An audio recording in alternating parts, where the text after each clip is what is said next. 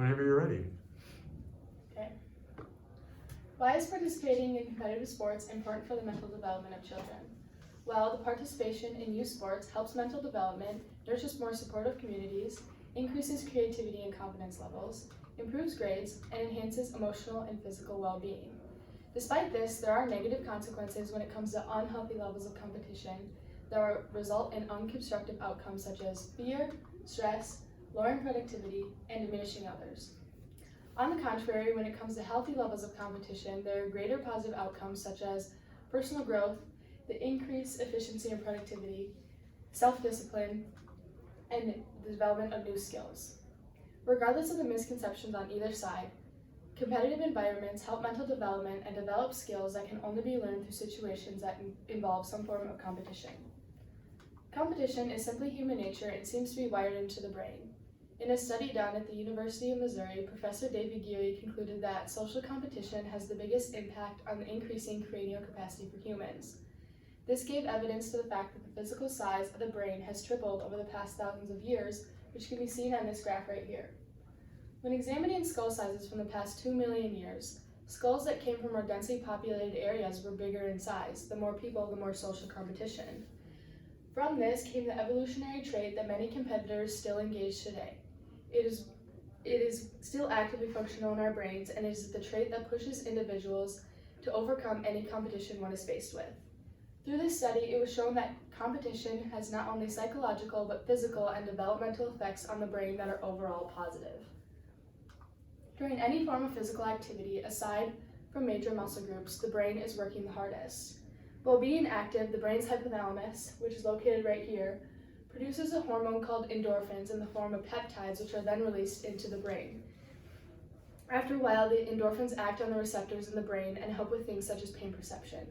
In an academic journal published by the British Journal of Education, Society, and Behavioral Science, it stated that there has also been shown to have a correlation between the immune system and the nervous system in terms of release of endorphins. Endorphins are not the only neurotransmitter released during exercise, since physical activity also stimulates the release of serotonin and dopamine.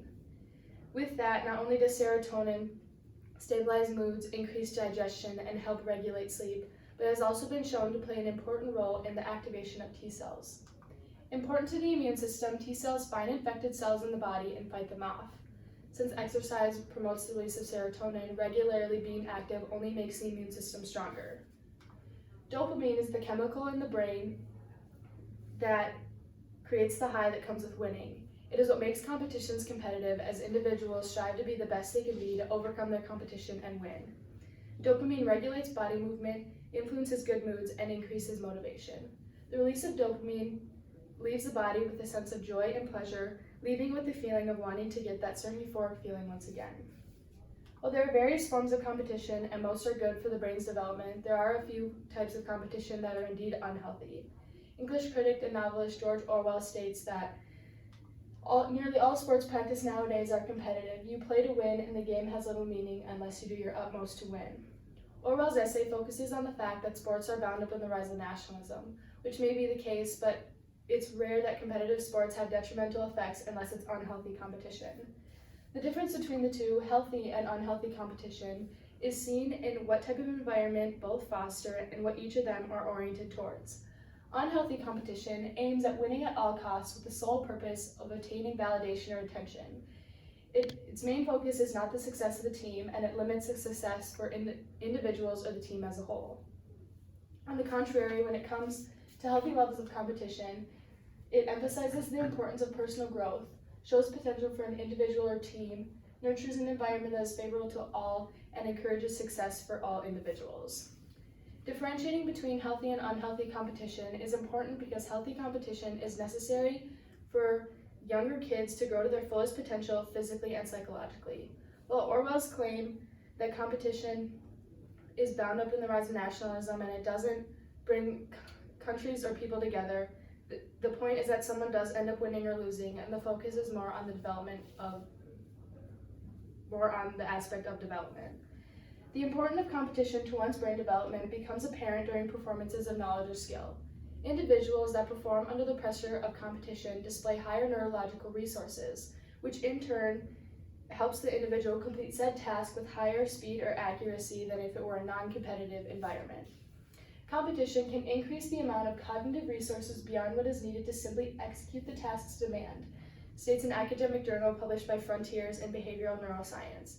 In particular, the cognitive effort could be increased in competition when subjects have potentially contrasting goals. With that, there are other psychological benefits when it comes to competition.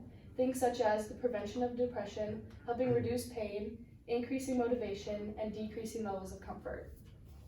While unhealthy and overstressful situations can be detrimental to brain development, the presence of competition starting at a young age increases the brain's capabilities as it continues to develop.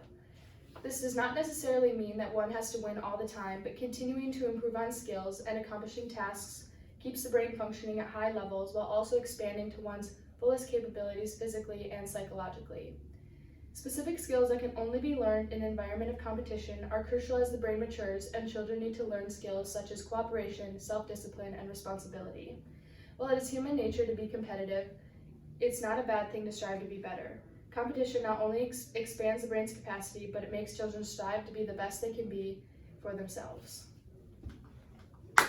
Huge round of applause, hugely humongous. Did your research go in a different direction than you originally expected?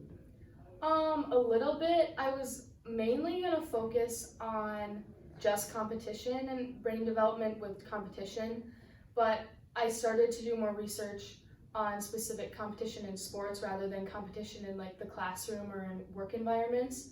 So I did think I was just going to do competition in general, but I thought it was more interesting to add the aspect of like physical activity in sports. Okay, thank you. What are the implications of your findings to your community?